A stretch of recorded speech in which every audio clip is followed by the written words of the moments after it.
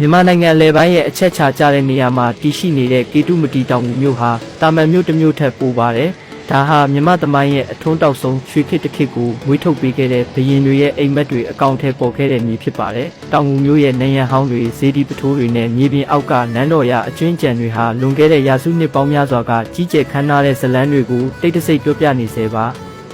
တောင်ငူမြို့ရဲ့ဇလန်းကတော့အဖိုးတန်တဲ့ပလဲစစ်လေးတစ်စိလိုမြမသမိုင်းစာမျက်နှာတွေထဲမှာတောက်ပနေတဲ့မင်းကြီးမျိုးကနေစတင်ခဲ့တာပါ15ရာစုနောက်ပိုင်း1485ခုနှစ်မှာမြန်မာနိုင်ငံဟာပြည်ထောင်စုကွဲပြားပြီးပြည်ရန်ပါတာဖြစ်နေတဲ့ကာလတစ်ခုကိုဖျက်ဆီးနေရပါတယ်ဒီလိုအချိန်မှာမင်းကြီးမျိုးဟာပြိုကွဲနေတဲ့နိုင်ငံကိုပြန်လည်စုစည်းဖို့ကြီးမားတဲ့ရည်မှန်းချက်ကိုပိုင်ဆိုင်ခဲ့ပါတယ်